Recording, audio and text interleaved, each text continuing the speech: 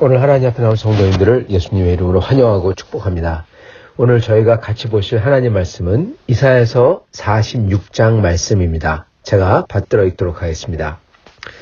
벨은 엎드러졌고 느보는 구부러졌도다. 그들의 우상들은 짐승과 가축에게 실렸으니 너희가 떠매고 다니던 그것들이 피곤한 짐승의 무거운 짐이 되었도다. 그들은 구부러졌고 그들은 일제히 엎드려졌으므로 그 짐을 구하여내지 못하고 자기들도 잡혀갔느니라. 야곱의 집이여 이스라엘 집은 남은 모든 자여 내게 들을지어다. 배에서 태어남으로부터 내게 안겼고 태에서 남으로부터 내게 업힌 너희여, 너희가 노년에 이르기까지 내가 그리하겠고 백발이 되기까지 내가 너희를 품을 것이라. 내가 지었은즉 내가 업을 것이요 내가 품고 구하여 내리라. 너희가 나를 누구에게 비기며 누구와 짝하며 누구와 비교하여 서로 같다 하겠느냐.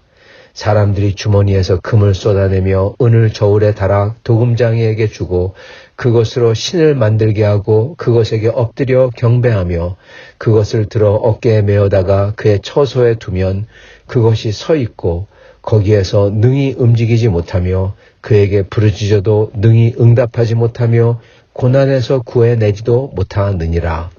너희 패역한 자들아 이 일을 기억하고 장부가 되라. 이 일을 마음에 두라. 너희는 옛적 일을 기억하라.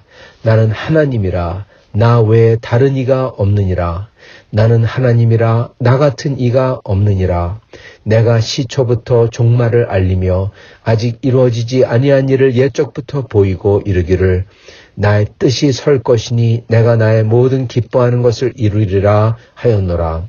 내가 동쪽에서 사나운 날짐승을 부르며 먼 나라에서 나의 뜻을 이룰 사람을 부를 것이라. 내가 말하였은즉 반드시 이룰 것이요 계획하였은즉 반드시 시행하리라. 마음이 완악하여 공의에서 멀리 떠난 너희여 내게 들으라. 내가 나의 공의를 가깝게 할 것인즉 그것이 멀지 아니하나니 나의 구원이 지체하지 아니할 것이라. 내가 나의 영광인 이스라엘을 위하여 구원을 시온에 베풀리라. 아멘. 네, 오늘 말씀은 구원을 베푸실 하나님에게 돌아와라 하는 하나님의 호소입니다. 유다 백성을 사로잡아왔던 바벨론이 망하고 그 바벨론이 힘없이 허물어지는 것을 말씀해 주시면서 그 격동과 격변 속에서도 하나님께서 이스라엘과 유다의 집을 지켜주시겠다. 마치 아기 때 업어줬던 것처럼 이렇게 이들이 백발노인이 되어도 하나님께서 품어주고 계속 지켜주겠다 약속을 하십니다. 그래서 바벨론에 무너지는 그 덧없이 무너지는 그 속에서도 그 격동 속에서도 하나님께서 이스라엘을 지켜주시면서 이스라엘에게 그러기 때문에 하나님께서 주신 약속들과 하나님께서 행하신 이들을 위해서 행하셨던 그 애굽에서부터의 출애굽과 모든 것을 포함해서죠. 그것을 기억하고 하나님께 돌아오라는 것입니다. 그러시면서 하나님께서 약속을 주시죠. 그들을 어떻게 구체적으로 구원할지를, 즉 바벨론에서 더 이상 포로가 아니라 그들을 돌려보낼 거라고. 그리고 그것을 하나님이 한 사람을 택해서, 그거는 고레스죠. 그 전장 45장에 나왔던 고레스. 그를 통해서 하나님께서 이스라엘을 다시금 구원하시고 돌려보낼 거다. 그러니까 그 하나님을 믿고 하나님을 찾아라라는 것입니다. 그래서 오늘 말씀은 하나님께서 다시금 하나님에게 돌아오라는 호소를 하시면서 단순한 호소가 아니라 현재 그들이 두려워하고 그들이 앞으로 잡혀갈 바벨론, 이 세상 기준으로 봤을 때 그 누구도 당해내지 못하는 그 바벨론이 어떻게 허무하게 무너져 내리는지를, 그리고 그 속에서도 하나님께서 지켜준다고 약속하시면서 하나님께서 다시금 하나님은 세상 우상과 얼마나 다른지를, 왜냐하면 하나님은 살아계시기에, 그래서 그 하나님께서 그들을 어떻게 그 격변 속에서도 구해내시고 심지어 이스라엘에게 예루살렘에 다시 돌아오게 해주실지를 약속하시며 그 구원을 약속하시면서 그 하나님께 돌아오라라는 것입니다. 자, 잠깐 자세히 살펴보겠습니다. 먼저 벨은 엎드려졌고 느보는 구부러졌도다. 그들의 우상들은 짐승과 가축에 실렸고 그 떠매던 다니는 그것들이 피곤한 짐승의 무거운 짐이 되고 그들은 구부러졌고 일제히 엎드려졌고 그걸 구해내지 못하고 자기들도 잡혀갔고, 그게 1절과 2절에 나옵니다. 여기 나오는 벨과 느보는 바벨론의 3대 또는 2대 신입니다. 즉 바벨론에서 가장 강하고 바벨론을 떠받치고 있는 신들이라는 거죠. 그런 바벨론의 주신들이 엎드려졌고 구부러졌고 쓰러졌다는 것입니다. 그리고 그들을 누군가가 와서 이제 사로잡아 가는 거죠. 그 우상들을 싣고 가는 겁니다. 그렇기 때문에 짐승과 가축에게 실린 겁니다. 그래서 피곤한 짐승의 무거운 짐이 되어버렸다. 즉 호령하던 그 신들이, 바벨론을 호령하고 천하를 호령하던 그 신들이 그냥 피곤한 짐승의 무거운 짐덩이밖에 안 되었다. 그렇게 전락한다라는 것이죠. 그리고 그들은 다른 사람들을 구해내지 못하고 자기 자신들도 잡혀갔다라는 것입니다. 즉 이게 지금 바벨론이 무너지는 것을 한마디로 그리고 있는 것입니다. 바벨론의 가장 중앙에서 가장 높게 서 있던 그 신들이 그냥 짐승들에게 실려서 가는 모습, 아주 허망한 모습이죠. 바벨론이 무너지는 그 격변 속에 있다는 것입니다. 그리고 이스라엘은, 남유다 백성들은 바벨론에게 잡혀간 거죠. 그렇기 때문에 남유다 백성들도 그 격변 속에 휩싸인 것입니다. 그들에게 하나님께서 약속하십니다. 3절과 4절에 태어나면서부터 하나님에게 안겼던 이스라엘을 하나님께서는 그들이 백발이 되기까지, 노년에 이르기까지 하나님께서 품어주고 그리고 구하여 내리라, 그렇게 말씀하십니다. 성도 여러분, 이게 얼마나 위로가 되는 말씀인지요. 이것은 하나님에게 속한 모든 사람들에 대한 이게 주시는 약속인 것입니다. 하나님은 우리를 구해내셨고, 어렸을 때, 우리가 아무것도 모를 때, 그때부터 하나님께서 우리를 구해내셨고, 그리고 우리가 노년에 들어서 힘이 없을 때에도 하나님께서는 우리를 지켜주시고, 업어주시고, 그리고 우리를 끝까지 하나님의 능력으로 보호하셔서 우리를 하나님의 나라에 들어갈 수 있도록 해주신다는 것입니다. 즉 택한 백성을 그들이 한 천국 갈 수 있도록 하시는 것은 우리의 능력으로 끝까지 버티고 이를 악물고 해서 이루는 것 아니라 하나님의 손으로 하나님께서 해주신다는 것입니다. 그래서 우리는 이걸 보고 신학적으로는 성도의 견인이라고 합니다. 하나님께서 성도를 견인한다, 이끌어 주신다. 예. 엎어서 이끌어 주신다라는 것이죠. 바로 그거를 여기서 하나님께서 약속하시고 계시는 것입니다. 다만 그러한 사람들이 신앙을 잃지 않고 주님에 대한 믿음을 잃지 않고 주님을 끝까지 신뢰해야 돼요. 그게 제일 중요한 겁니다. 그래서 3절에 보면은 야곱의 집이여 이스라엘 집에 남은 모든 자여 들을지어다, 그렇게 말씀하십니다. 남은 자, 즉 하나님을 떠나지 아니하고 끝까지 하나님을 믿고 붙들고 하나님을 의지하고 신뢰하는 자들, 그들에게 말씀하시는 겁니다. 그들을 하나님께서 끝까지 붙들어 주시고 그리고 앞으로 그들과 그들의 자손들을 이렇게 구해내시겠다라고 약속하시는 거죠. 그래서 우리가 갖는 믿음은요, 여러분, 사실 믿음이 대단한 것처럼 사람들이 얘기하는데 사실 대단한 건 아닙니다. 왜냐하면 실질적으로 우리의 믿음이 우리의 구원을 구원을 이루는데 우리의 믿음은 아무것도 아니기 때문에 그렇습니다. 예를 들어 이스라엘 백성이 하나님을 믿는다고 외치고 하나님을 정말 믿는다고 해서 여러분 역사가 바뀝니까? 역사를 바꾸는 것은 우리들이 믿는다고 우리들의 주관적인 그러한 믿음이 아닙니다. 역사를 바꾸는 것은 객관적인 하나님의 손이 바꾸셔야 되는 것입니다. 네, 그겁니다, 여러분. 객관적인 하나님의 손이 사람들을 움직이고 사람들의 마음을 변화시키고 길들을 여시고 그리고 우리가 결코 들어갈 수 없는 영적인 세계에서 우리의 마음으로 우리의 믿음으로 결코 열 수 없는 그 천국의 문을 굳게 닫힌 그 어느 것도 열 수 없는 사단 마귀들이 쳐들어와도 열리지 않는 그 문을 여셔야 되는 것입니다. 그것을 실질적으로 여는 분은 하나님밖에 없는 거예요. 그래서 우리의 믿음은 사실 아무것도 아닌 것입니다. 대단치 않은 것입니다. 그리고 예를 들어서 이스라엘 백성 같은 경우는 그 바벨론 유수에서 돌아오려면은 그 돌아오게 만드는 것은 그들의 믿음이 아닙니다, 여러분. 하나님의 능력이 그 고레스의 마음을 움직이고 그리고 실질적으로 길들을 여시고 그렇게 역사를 하셔야죠.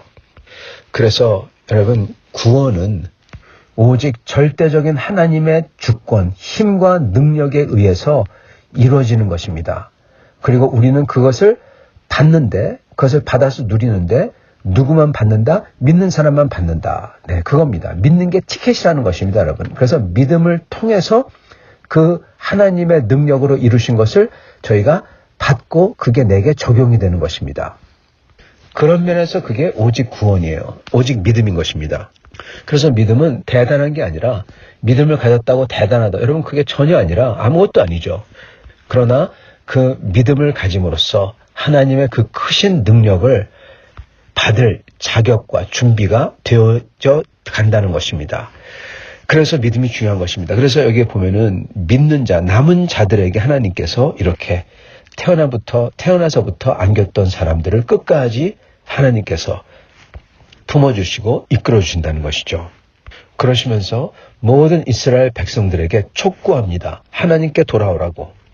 그 믿음을 가지라고 말씀하십니다. 우상들을 버리고 구원하실 수 있는 하나님, 구원의 능력이 있는 하나님, 그 하나님을 믿어 구원을 받으라고 말씀하시는 것입니다. 그러시면서 하나님께서 실질적으로 얘기를 하시죠. 하나님을 비교해봐라. 5절 누구에게 비기며 그렇게 말씀하시죠. 사실 이 말은 감히 비길 수가 없도다 그 말이죠.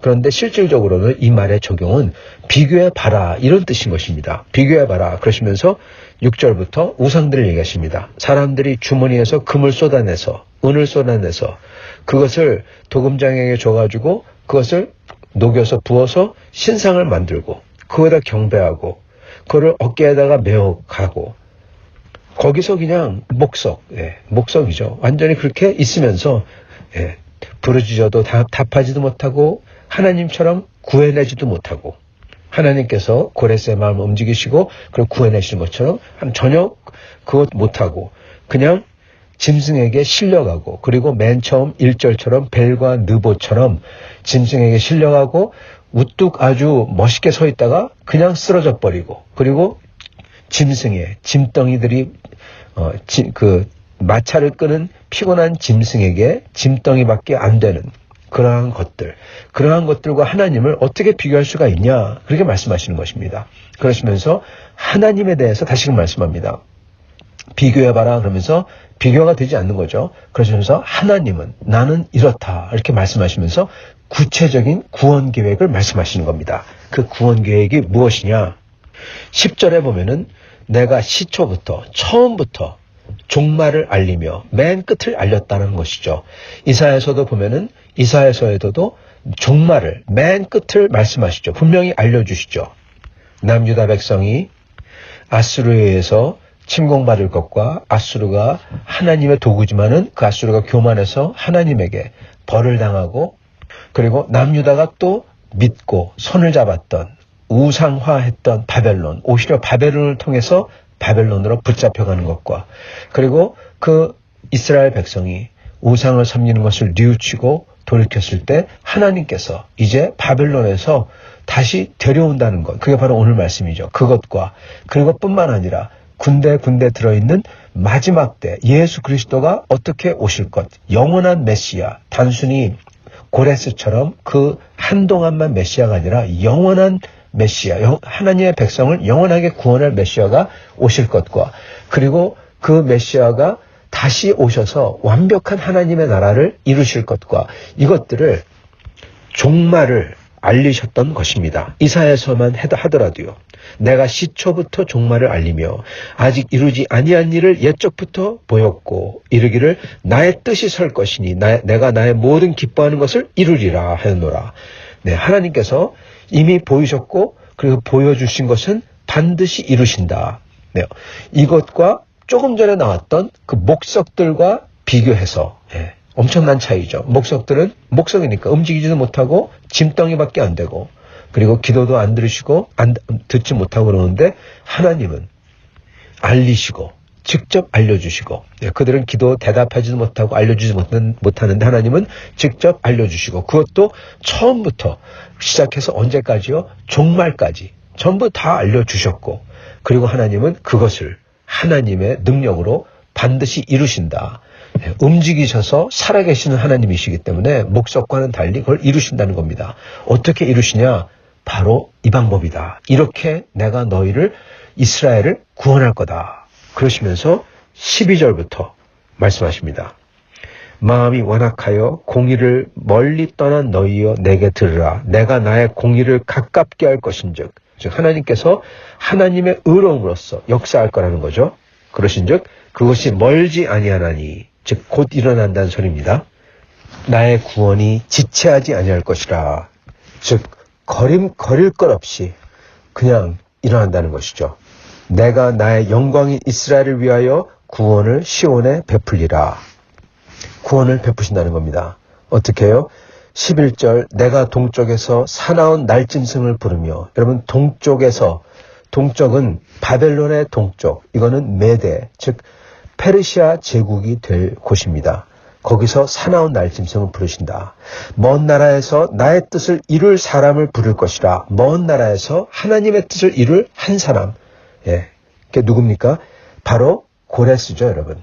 바로 45장의 1절에 나왔던 고레스요. 그러셨죠? 고레스 그 사람입니다. 그게 사나운 날짐승이고, 그리고 하나님의 뜻을 이룰 사람이고, 먼 나라, 즉 동쪽에서부터 온 사람이 바로 그 사람이죠. 내가 말하였은즉 반드시 이룰 것이요 계획하였은즉 반드시 시행하리라. 하나님께서는 이 구원을 반드시 이루시겠다는 겁니다. 여러분, 하나님께서는요, 이사야를 통해서, 선지자 이사야를 통해서 아주 구체적으로 구원 계획을 다 말씀하십니다. 여러분, 목석과 너무나 다른 겁니다.